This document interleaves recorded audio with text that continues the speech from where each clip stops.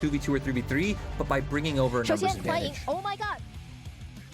Well, Luke, we'll have to wait and see once we get onto the Rift, as it's going to be OMG stepping onto the stage first. They're going to be bringing their usual roster. No changes here today. It's going to be new, Aki, Cream, Abel, and Cold. And especially that bot lane I'm excited about. Obviously, we've been talking no end about Cream.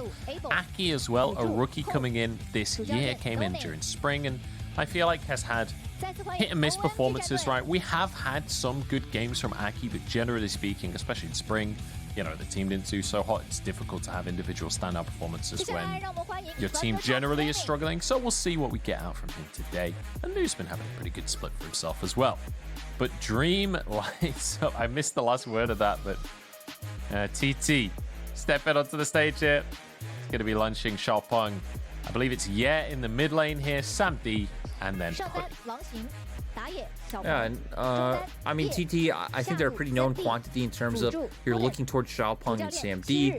Putting still a bit of a new face, so want to see how he can work out in that bottom lane. Longxing always going to be more of a facilitator if they can give him resources. I think he's shown he can have a good mid-game impact, but you're still then just setting him up to just be a stronger bridge for other members like Sam D to come online. So for the side of TT, I feel like a big thing this matchup in general, actually, for both teams, I don't know why TT is who can come out ahead early, because in OMG's wins, it's pretty much all just snowballing right from the get-go and turning that into like really good fights around Rift Herald and just completely taking over the game from there with Cream's side laning potential and Cold's really good setup of vision around the map.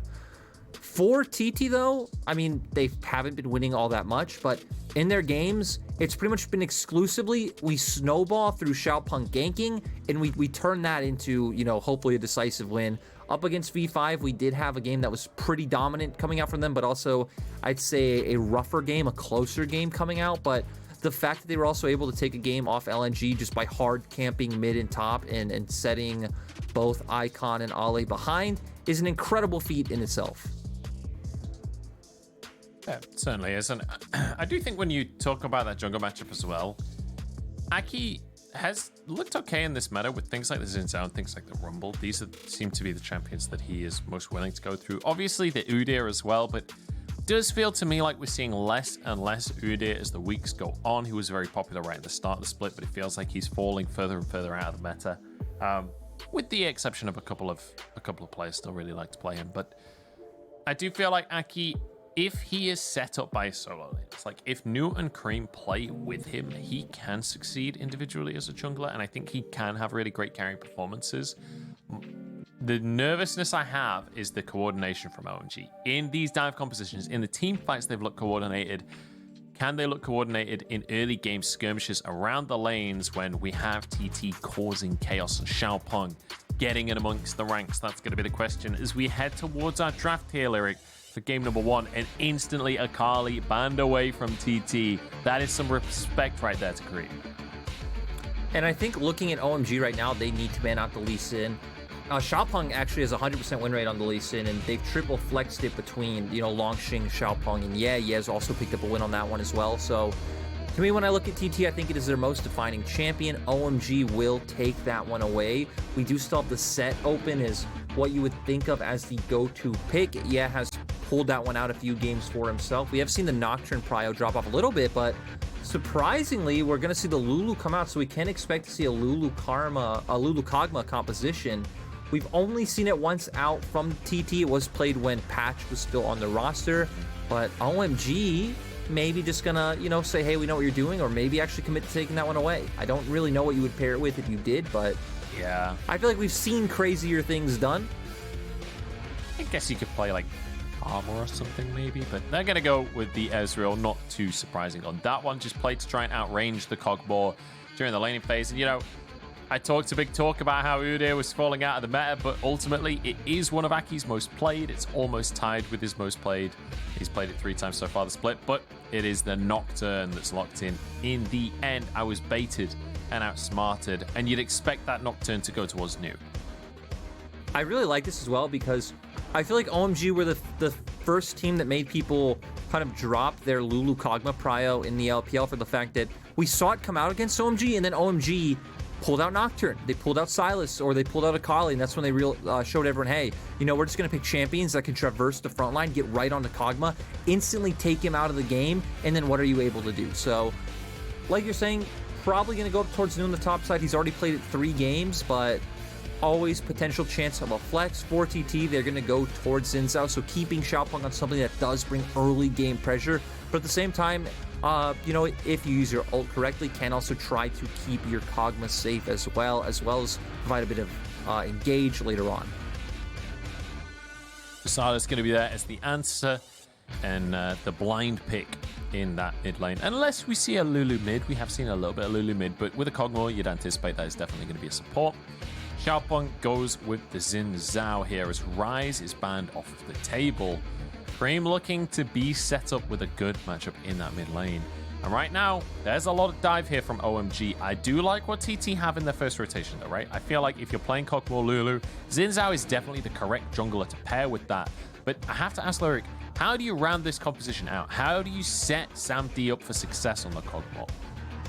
I'm especially wondering that when it comes to mid lane, because you still have the set open. You're going to be very AD heavy, obviously, but at the same time, you do have a Kog'Maw in your composition, so I'm wondering if that's a trade TT are willing to take. The only other thing that comes to my mind is if would go towards an Orianna, though OMG can ban that one out here. It does feel like Orianna's a bit of a bait pick coming into this meta. We haven't seen her have a ton of success, but still finding that isolated 1v1 up against Silas, you are an AP champion, and you then do provide more shielding coming out with Kog'Maw. So I feel like your biggest question mark is mid to where top. You could put almost any generic tank, whether we would see something come out like a Volibear, or if you wanted to go towards like a Gragas, or even pick up the set towards that role. I think TT will be in a pretty good place. Certainly could be an option, as it was the Zoe band away from and we'll see where they go with the Karma band coming on through as well. So Karma Ezreal taken off the board. I understand that. Karma Ezreal pretty obnoxious to play against in that bottom side. The Orianna could be a pick. We've seen play that this split already, but let's look at OMG first, as it looks like surely not. I don't know. I'm not going to speak until that's locked in, Lyric. Sure, I'm too excited. Could it actually be a Trundle? Do we get to see the Trundle? Oh, we get to see the Trundle, Lyric. I'm so excited. I'm honestly a bit surprised that we see it come out this early, right? Because you still have 2 more picks where you can wait to see what TT play, to see if they do bring out more frontline, more tanks to make Trundle even more potent, but it's still going to do incredibly well early on in terms of skirmishing. And for an immobile champion like Kog'Maw, and even something like Lulu, sure, you bring the speed up, but Pillar is incredibly annoying to deal with and will also set up the rest of your comp. And okay, so this actually makes a lot more sense. Putting Lulu into the mid lane because you don't really have that many options if your comp though, well, it really seems like it would only be the Orianna. So gonna move that towards the mid, gonna pair that with your jungler while still having this kind of safe, protective, disengaged bot side coming out. I guess for TT, they were pretty much funneled into picking frontliners, so that's why Aki was comfortable just also bringing out the Trundle here as well. And you have a very potent protect the carry composition from DT. Everything is thematically on point. You can visualize the way that this comp wants to fight and work out on the Rift. Yeah, and Lanxing gets pure comfort up on that top side as well. The Volibear has been, I think, his best champion, especially with Xiaopeng setting him up. It feels like Lanxing is able to take over games there. It's going to be a Rel to round out the composition from the side of OMG, so able to be able to sit around in that bottom side, farming up waves, so our Cold can either look for all-ins onto the Kog'Maw or roam up to the top side of the map. And let me tell you, it is a heavy top side here from OMG with the Nocturne, the Silas, and a Trundle. And when we've seen Trundle, it's much less about farming your jungle, right? He does not have a fast clear. It's much more about getting into skirmishes in the early game, getting into those lanes and setting your team up for success. And, you know, we were talking about comfort for Lanxing, but also Cold coming out with the Rel, I think, is incredibly important. It's his most played champion this split, and it's actually the 4th most banned champion against OMG, so teams having a lot of respect for him and his Rel. I don't expect it to be a lot about finding those engages early on in bottom lane. Maybe, you know, in an initial push situation, if enemy jungle paths towards top, you path towards bot, you can try and go down there, get a flash with Pillar, but like you said, right, Silas, Nocturne, I feel like you have a lot more opportunities to find skirmishing on the top side of the map. And then once we get into the mid game, I feel like that's where we're really going to see OMG's comp thrive and put a lot of threat onto what TT have drafted. And the ball's pretty much going to be in TT's court to disengage, dissuade, and keep OMG at arm's length and protect SamD down in this bottom side. You know, you mentioned Cold's rel there and how prevalent it has been, this split for him. I just want to kind of visualize that for people at home. People will remember one of the plays that he made. There was a realm warp, I believe it was from IG, directly at him and Abel. Abel was on Kai'Sa, Cold was on the rel. He crashed down onto the realm warp and him and Abel just 1v3'd IG as they came in to try and make the play to finish the fight. It was absolutely beautiful. It definitely feels like Cold more than comfortable on this rel pick, but we're heading on to Summoner's Rift. And that means it's time to begin our second series of the day. It's OMG up against TT. And sure, when you look at the standings, you'd pretty easily believe that OMG are the favorite coming into this one. But I would say do not underestimate what TT can bring to the table here. They have a very cohesive composition, and they've shown us that this is a team that can get wins on the board. Yep. TT, also think like drafting really holistically overall. You know, no matter what you think of, like if a team wins or loses a draft, I feel like one big point that you can see how a team's thoughts align is if the draft makes sense together. If all 5 champions align and how they want to play the game and how they're able to execute a goal. And that's when you end up in games like these where you have 2 very different comps, have 2 very different goals, and it feels like it's going to come down to, you know, who can get ahead early on. We know Yes should do extremely well in that mid lane. Matchup, a ton of trading potential, range versus melee. You have even more damage coming out from your passive later on. When Silas for those all lanes, you can utilize the polymorph to make sure he can't get on top of you. So that should be definitely favored for the side of TT. You have Xiaopeng as well, so very potent 2v2 as compared to Aki and Cream. For Aki, I want to see how he can influence these lanes early on. Maybe show up topside with a pillar, try and burn some flashes, look to combo that. But OMG's team comp to me does come online more at level 6, more so than TT's, especially once you get Cream and you able to have those ultimates and start looking for those topside river skirmishes. Yeah, that'll be the big question for me, is those early game skirmishes and if they can pull it off. And it does feel like this is a team that can very much pull that kind of stuff off. That's where we've seen this OMG squad succeed, is being able to make those engage happen simultaneously. I think that has been, for me, the most impressive thing about this roster is when we get into these fights where you've got to line up the ultimates, you've got to dive together as a team. It really does feel like they're all on the same page and that they're moving in together as a unit. So we're hoping to see more of that today from this squad. And the big question, honestly, is just, are TT going to be ready for that? Because this composition from TT is much more, I would say, reactive, right? Where you're kind of wanting OMG to engage onto you, you outplay the engage, and then you win the fight. So it feels like a lot of the onus is going to be on TT. Can they protect SamD? Can they set up Xiaopeng in the early game? And can they win through that? Aki doesn't want to wait, though, until later on into this game. He wants to gank this mid lane. Yeah, pushing up, but looks like it's not going to happen for now. I like that he opted out of it. I think that could have been a very dangerous choice. You go for the gank, sure you drop pillar, but, you know, speed up, polymorph comes out. Also, you know where Xiaopeng is, right? You're around top crab, he must be around bot crab. That 2v2 can break out, and I think that could be pretty risky for the side of TT, especially with how low Cream was by the time Aki was looking for that gank. So mid lane going as we'd expect. Cream going to be forced to burn a teleport, and OMG doing good so far to utilize their early prio around mid and bot. Now Xiaopeng just going to default back to farming. I'm really curious to see if we're going to see Xiaopeng do something like contest second blue respawn with the fact that he is mid prio, because sure, you do have a lot of strong early skirmishing power, but for OMG, they do have a lot of engage and lockdown. So you walk too far forward, you know, maybe you walk into a trundle, he pillars off the rest of your team, Cream's able to come in with Abscond Abduct, and then Cold following up. I think for OMG, their comp has a lot of early lane prios. The question is, how can they utilize it against such like a high kill threat team like OMG's champions? He's trying to make his way to the top side, but he's going to be spotted. Sweeps away the ward, clears that one out for himself. And I will say I'm curious about how this lane matchup goes, because, you know, Lulu kind of notorious as one of these support mid laners, right? But does have a reasonable amount of harass. I feel like Silas, though, should have enough sustain. Maybe the first couple of levels are rough for him, but it feels like, generally speaking, this should be a pretty Silas-favored matchup. I actually feel like, so Lulu might be an enchanter kind of supported mid laner, right? But she is a full-on lane bully. You actually do win in quite a lot of matchups. Seriously, the amount of damage you get out of your passive, in my mind, is actually pretty insane. But you're right, because we do expect her to build supportive, kind of the longer the lane goes, the more negligible the damage will become for Cream. He still should never have really any solo kill pressure on Lulu, especially once we get to level 6 and the wild growth comes out. But Yes should always be able to define how this lane goes until we start getting into, you know, like components of items coming out. I think around like the level like 8, 9 mark, Silas probably will have enough to just be able to ignore her, probably just clear the wave and start looking to roam.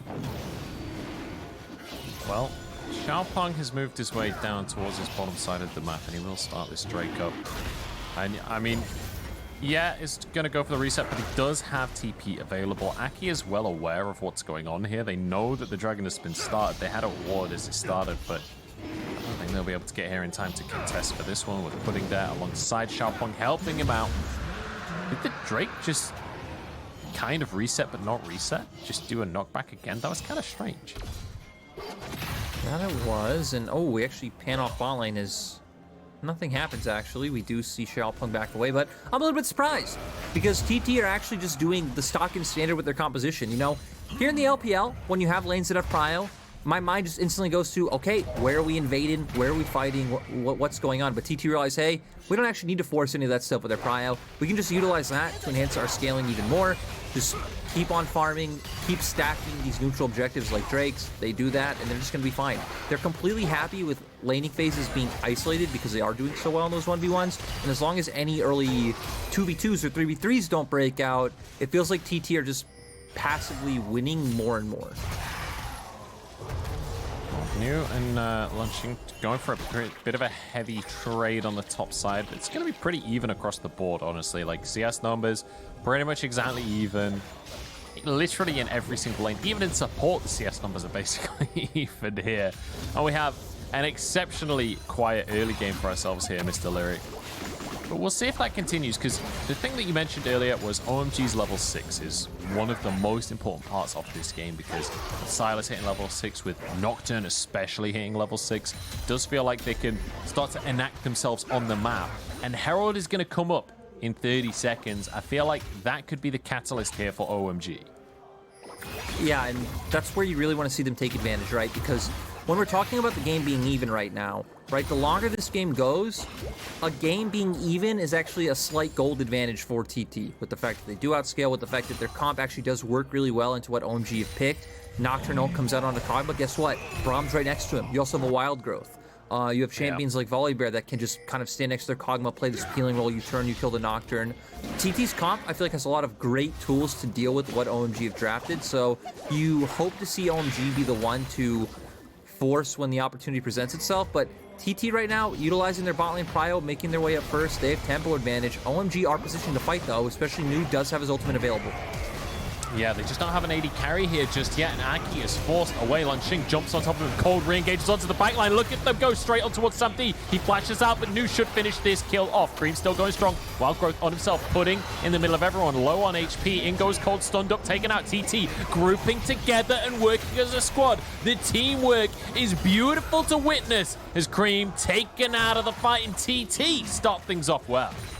It's funny because I don't know if that's how it's supposed to go according to plan. All of your members flashing forward, leaving Sam D behind. Sam D also flashed forward because I think he realized, hey, I can't be standing by myself here, guys. Still ends up going down, but we see the strength of, I mean, you have all the empowerments coming out from Yes. I'm going to stop because OMG still want to contest this. TT actually are still pretty far away from finishing off this Herald. Yeah, Aki is here as well. The eye should go down. There's the smite. Xiaopeng gets the Herald for himself at the cost of his life. TP comes through from Cream as well. But, oh, the Glitter Lance just ruins everything. Frozen Domain, though. A pillar should come out. Lanxing, I don't think he'll get away from this one. The stun comes through. The damage should be there. He's walking away, though. The shield is there from Brawl. Pudding can't protect him forever. Abel gets the kill. Pudding trying to answer it with the passive, and yeah, gets one. Cream trying to answer, gets one for himself. Turns it around. It's dicey, but OMG get it. I'm surprised he actually didn't end up going down, but still, no matter how many kills were picked up in that, I still think that was TT favor. TT picked up a kill off on top of that. They forced out both TPs. They picked up Herald, and this was my biggest point. We see SamD down in bot side all by himself, so SamD's not only getting ahead in farm, he's denying farm and EXP from Abel. So I think TT definitely feeling fine after that one. Still, I think it is a silver lining that OMG were able to get some kills in the end, because at first they just got completely decimated in that initial skirmish. And TT right now, riding on the strength of their early bruisers. We see them knowing to empower Xiaopeng and to enable Volibear, because that is where all their early game damage is coming out from. We're going to see the initial action that... Oh, no, actually, no, this is the second skirmish that broke out. So OMG just invests TPs in. They have the numbers, even getting the speed up coming out from base. We're going to see Abscond Abduct hitting for Cream. It looked like Longxin was close to being able to get away, but isn't going to matter in the end. And... this follow-up shows why champions like Lulu and Braum are so annoying, right? You just put your passive down on people, you get the slows coming out, and yeah, able to pick one up in the end. But the most important part to me was the fact that SamD was just chilling in bot lane. Yep. SamD chilling out, maxing, relaxing, all cool. Shooting some b-ball outside of the school. But Xiaopeng does have... That's the Fresh Prince of Bel-Air. SamD is the Fresh Prince. Didn't you know that? I mean, he's actually played by Will Smith in the film about SamD's life that will be made in a few years. I feel like lyrically that was slightly off, but at the same time, we have a fight that's about to happen, so that doesn't matter. Is actually we don't have a fight that's about to happen. You mean it lyrically it was off? What? I mean, what are the words? I don't know. I don't know if I didn't hear shooting some b-ball incorrectly, or if you did actually say something else, but I said. No, I said b-ball. I said b-ball. Oh, did you? No. Okay. Yeah, no, I said b-ball. Okay, let's move on real quick. Drake is onto the map. My lord, these Americans. OMG going to be the ones on the Drake right now. Should be able to start that one off. Should be in a good position here. They're 1,000 gold down, but I don't think that's going to matter too much. We talked already about the compositions. I do feel like this is correct for TT to just concede. If OMG are in a position to fight in these early skirmishes, realistically, yeah, has a couple of kills for himself and 3 assists. He's got 100% participation, but hasn't finished any items off just yet. So certainly not on a power spike, and we're about to find that out for ourselves as all of the knockers come on through. The damage is just too easy, and Cold decides he wants one for himself. And this is where OMG's comp really comes online, right? Making plays like this. Abel feels absolutely no threat down in bottom lane. Sure, you don't want to leave him solo too long because SamD and Pudding can push and try and get plates, but they at least don't have any kill pressure on an Ezreal with no engaged support and him, you know, having so much mobility. So unlocking Cold as much as you can from the bottom side, making your way up towards mid and looking for these plays. But right now we are going to see Aki path down towards the bottom side of the map, so that does seem like the game plan. Path down towards the bottom side, keep linking up with Cold, maybe keep enabling Cream in this mid lane matchup. New already doing completely fine for himself, having this Stride Breaker as well. He's going to continuously have the push coming out with his Q and his passive, so he can even start roaming down, and you're looking for those 3v3s and 4v4s around mid lane, like we see right now. Oh, no. Oh, it's not a 3v3, it's a 3v1. Cold is on a ward, so I don't think it's going to happen here. Yeah, completely respects it. He knows something was up. He was like, if Cold is waiting in that brush and I can't see Cream, then shenanigans are afoot, right? There's no way that he's just doing that by himself, so we'll get away with that one as Cold returns to the bottom lane. SamD looks like he'll finish his second plate there, so already feeling real strong on this Cogmore. Has himself a Phantom Dancer, has his boots finished off, getting 2 plates for himself. The advantages are starting to stack up for this AD carry. Yeah, he's doing quite well, and we even saw right there, right? Cold goes through the window to roam. It opens up SamD more chance to push out the wave and get another turret plate down for himself. So I think SamD's really happy with the slower tempo of this game coming out from TT. And now for TT, they're just going to back off, right? They're playing for small advantages, so they truly do understand their winning condition coming into this. Look to get more farm in your lanes, hover around, look for resets, put some vision down, just wait for the next neutral to come up, get in that formation that we saw in the first fight, which, again, maybe not executed correctly per se by all jumping forward, but they punished OMG's mistakes. They went out in that fight, and I think you can just keep looking to do the same thing, rinse and repeat. Yeah, 5-5 on the scoreboard, though. Relatively even so far, so it does feel like these fights are going to be down to execution ultimately, and that's what I love to witness, right? Because I don't think either team has a massive compositional advantage. It just depends on at which point in the game they're fighting, right? On whose composition is going to be stronger. It does feel like there's enough agency and enough individual outplay opportunity during these team fights that we get to see some of these players shine. Cream, obviously, we're going to be looking at, but Abel as well on the Ezreal, you really can pop off. We get to see New on this Nocturne, which has been one of his most played. In fact, I think it is his most played of the split. It's something he's clearly very comfortable on. And we get to see Sam D set up for success, who is a player that, you know, on V5, he was regularly set up for success. On that V5 roster that had all of the success in that split, Sam D was one of the premier carries, and sure, since then he's not had the greatest performances consistently, but when the team plays through him, he can shine. Yeah, and for OMG, oh god, Cream's gonna find this. Hang on. Oh no, yeah, that's not the right place to be. There's a TP to try and answer it, but Cream's already finished off the kill, has a lot of HP. Lunching gonna look for a 1v1, but I don't know if this is Silas. He goes for the Kingslayer. He's back up to full HP again. Lunching gonna go for the ult, but he misses the damage. Cream waiting on the cooldowns. 1 second until his W comes up, gets the heal back up, but Lanxing cuts him down. He's got plenty of healing of his own, but in the meantime, OMG, off the back of so much time bought, get themselves the Herald. That's the big thing is, yeah, pretty much ended up single-handedly giving over Herald to OMG.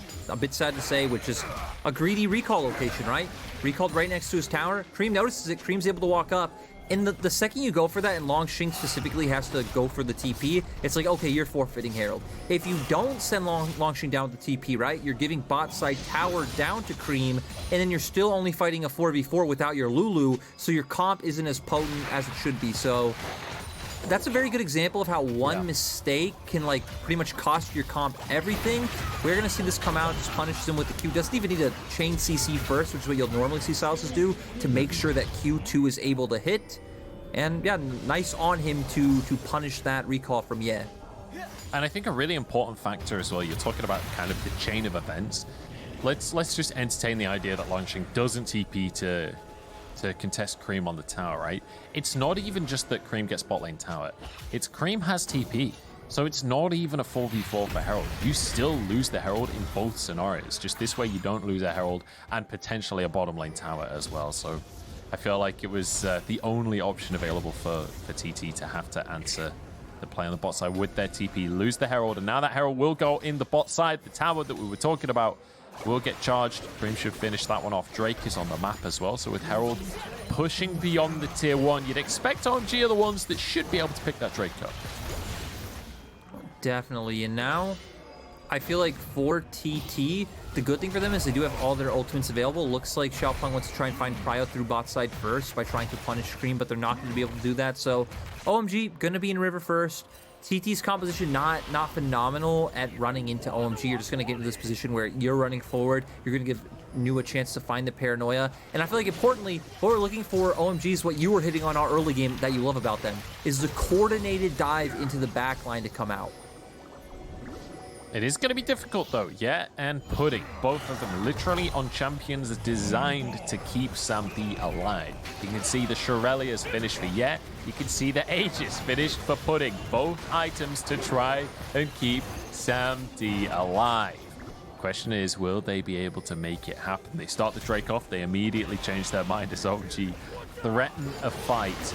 It does feel like TT are rightly nervous to fight at this point. And I think TT are just defaulting back to the standard steps, right? You default back to mid, push it out. Now you're putting threat onto OMG by forcing the tower, and they're doing exactly what their comp wanted to do. They're trying to put OMG in a tough place to where they either lose something or have to engage into TT, which is exactly what TT are looking for, and they don't. TT just get that objective for free. Yep, they get themselves that mid tower, and they start to threaten a tier 2, right? They push that wave. If OMG doesn't answer, they could threaten a tier 2, but they don't want to lose this Drake. Just remember, this is a Cloud Drake. I feel like TT would actually be better just committing to the tier 2 in the mid lane, see if they can just get a cheeky tower off the back of unfortunate macro from OMG, who are continuing to just sit on the Drake. They're taking a lot of damage. Aki is down to half HP almost exclusively from the Drake line. Xing on the flank is looking for Cream, but maybe he'll be caught himself. Great CC chain coming through, and he has to ult defensively to get himself away. The Drake reset, and that's really what Lanxing was looking for. And the big thing is, I don't actually think Longxing in general should be looking for flanks, but with the fact that TT are the ones who have to walk in, they're trying to pull OMG out of that position to get that fight. But Cold... Oh my goodness, he's done it. Xiaopeng gets the 50-50, and now Cold's on the back line. They're looking to make the team fight happen. Pudding with a stopwatch surely goes down to follow it, but it's traded for Cream. I'd say that's a win for TT. They're more than happy to back away and take that as a dub. And TT are just benefiting so much off the pace of the game, off what I think, again, is a really well put together draft where they have such an ease of execution. They are fine just hanging out, getting farm, putting down vision, waiting for that neutral to come up, and then just pushing OMG into the position where they have to come into them. But as you highlighted, starting it off, Xiaopeng getting the steal, just instantly comes out with the W into the smite. Just really nice from him. Just no smite coming out from Aki in time. We're going to see an engage come out onto the Kog'Maw, but they aren't able to keep him down. Flash does come out, and Sambi's able to get knocked away. Sure, Pudding goes down, but you're able to find a return kill in the end. And then you're the team that has more DPS continuing on in the fight, with Cream going down. Pudding just going all Boromir, right? He's more than happy to die for the cause. He wants to redeem himself. He wants to prove himself on this roster, taking arrows for his captain in Sam D. But now Baron is onto the map, the 7-7 on the scoreline. Gold just about even, 1,000 in favor of TT, but at 21 minutes, 1,000 gold, not going to be much of a game breaker here. The important thing that we've got to talk about is the items coming, because Sam D now on 2 items. He's finished his mythic, but the same can be said for Abel. And when you look across the map, there isn't really any significant noticeable item differences in terms of how far on the build, aside from in that support role where Pudding already has his Aegis, already has his tier 2 boost as well. Cold has not finished his mythic just yet. Yeah, I don't feel like this game so far, or even at all, should come down to math diff. It's going to come out to how these team compositions want to interact into each other. So we see OMG realizing what they want to do, right? It's going to become too hard to just jump 5v5 into TT, so they need to use their side pressure and punish sides, keep punishing like they've been doing. Great Everfrost onto but double TPs come as Cream jumps into the brush. He is spotted on a ward, steals away the Vola barrel for himself. And it looks like disengage from TT. And this is what we're consistently seeing in these fights from TT, right? Little bursts, get whoever's in trouble to safety, disengage the fight. That seems to be the consistent strategy. And it's going to keep working for TT. TT have no pressure in this composition, especially once we even get closer to... Or is it the Chemtech Putrefier coming out for, gonna have more Grievous Wounds to punish people like Cream on the Sylas. And for OMG, we see them trying to punish in that side lane. The big thing was TT were hovering up towards that side because Baron was spawning, so a bit awkward to try and be able to find a pick on the Lulu. Also the interaction we talked about earlier with Wild Growth. Gonna be very hard for Cream to find a solo kill if is just at, 100% HP at this point in time. So I feel like what you're trying to do is OMG is roam Nocturne over, try and find that 3-on-1 gank in a side lane. Nocturne ult in, Aki come from around the brush, find that kill, pull TT apart, try and find numbers advantages, and that's when you try to commit members like Nocturne and Sylas onto the Kog'Maw. I don't think if you're just walking both teams down mid or both teams into river, it's going to be easy for OMG to find an angle. You're pretty much going to be relying on TT making a massive mistake. Well, we have seen strategies like that. I thought that was Longxing for a second there. I was very confused, but it was Cream. Obviously, just using that ultimate because it was about to time out. Don't read too much into that one, ladies and gents. This is going to be just TT, rinse and repeating. And it feels like the slower and steadier this game is, the better it is for TT. And the more we're watching this one, I feel like OMG have got to get creative here. They've got to find a way to separate TT, make them play multiple lanes, make them challenge in these 1v1s and find themselves out of position. Speaking of which, Longxing looking for a dive onto new 1v1, but the rest of the team is here. A bit of a blunder here from Longxing, but almost gets a solo kill. Oh my days, new playing with fire on that one. But Longxing suddenly alone, surely will go down on this one. Gets himself a shield. The guy is basically invincible. And actually, this is just a Trundle and a Rel. The bear is taking on the world. Longxing, now the 1,000 pierced bear after the amount of attacks that he's just soaked up for his team. That was unbelievable. I was going to say that might technically be a mistake coming out from Longxing, but he was just absolutely playing with them. They couldn't do anything. Dragon's about to come up. TT's already on the bottom side of the map. It looks like OMG are just going to consciously give this one up. Maybe to try to dissuade them, it looks like OMG are actually threatening Baron. I don't think OMG will actually commit to Baron, but they do have numbers advantage, and they do want to make sure that TT doesn't do that next Drake. Yeah, look how slow it is. Managed to get a tower in the bot side. There was a tier 2 taken in the mid lane as well. This is the engage. They managed to break TT apart. Cream on the flank. Everfrost in on the back line. Doesn't quite hit though. Pudding alone on this front line. In fact, it's Xiaopeng. Cream trying to do the damage. Has himself that Crescent Guard. Abel jumps forward for the kill. Beautiful little Ezreal play. Coming out from the veteran AD carrier. Now OMG have the chance. The enemy jungler is down. And they move over to the purple word. Abel is crazy, man. You just jumped into 4 people. Like, was able to get the kill. Looked nice in the end, but I feel like that could have gone very differently. TT still having 4 members up. They can contest this because OMG are going to be the team taking damage from Baron. Longxing stepping forwards here, putting alongside him, but low on HP. Everfrost across. There's a Magnet Storm as well. And OMG just put everyone in the meat grinder. And Longxing in a 1 versus 4 can't do quite the same thing. Cogmore passive will get 1, but it's the triple kill for Abel to set OMG up. They're now in the lead for the first time this game, and they'll grab themselves a Baron on top. In the end, it is the quick wit and punishing the mistakes that look like could potentially give OMG this game, right? We see Longxing go for that dive in top lane. He might buy a ton of time, but they still get the kill. They have numbers advantage. And I think it should take their comp a decent amount of time to do Baron, but they realize, hey, we can still force them to come fight us. We have confidence. We can find the pick with the amount of engagement that we have. They're able to do that. They're able to actually end up finding this skirmish, which is what's going to give them the Baron in the end. We saw there's nowhere for SamD to go. He doesn't have flash at this point. It's pretty much just sealed to his fate. So do you feel like at this point that was just a mistake from TT, like trying to contest the Baron? Like after Xiaopeng is already down, do you think trying to contest the Baron at all was just a mistake, or do you think that was something that they could realistically contest and just got caught slightly out of position? You have to contest Baron, because if you don't, if you give OMG free Baron when they have this comp that has like pressure with sides and you want them running into, they'll always have they'll always be able to push waves, so they'll always be able to be on objectives first. So TT had to contest.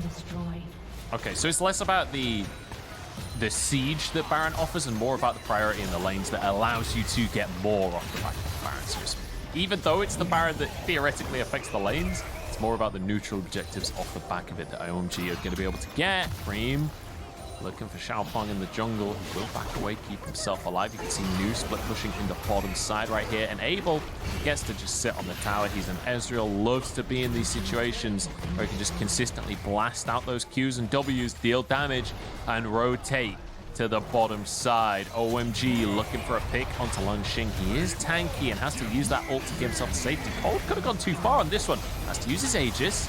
Will go into that golden stasis as well. Paranoia to buy space and time as Abel again ease towards TT aggressively.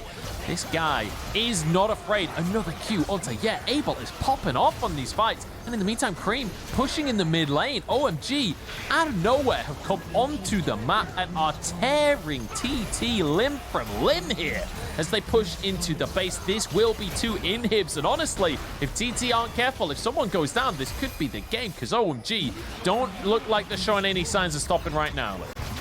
I mean, the fact that one mistake turns into a Baron, turns into multiple turrets and 2 inhibitors is insane. And it all goes down to the confidence of OMG and their decisiveness, right? They were ready to make that play. They realized, hey, we might not be able to do Baron the fastest at this point, but we can still get what we want. And now they're taking everything on the map. TT might be on sole point, but I actually don't really feel like it matters too much with the advantage that OMG have. If OMG can just group up, take top lane inhib, even if TT sends someone to take Drake at some point, I feel like as OMG, you feel fine just trying to force the fight and look for the end. I have to say, volley ulted Silas looks really badass. That is a cool animation, but Longxing might have gone too deep, or maybe Abel has, because he is an AD carry and relatively alone here, as the rest of TT are starting to move up. Maybe Longxing could find an all-in, but Looks like Abel will be safe. Cold over the wall. Aki there as well. Abel is Ezreal at the end of the day. You can play with fire a little bit, and we see plenty of that in the LPL. Cream threatening the base. He's just like, hey guys, if you don't recall, I'm going to end the game.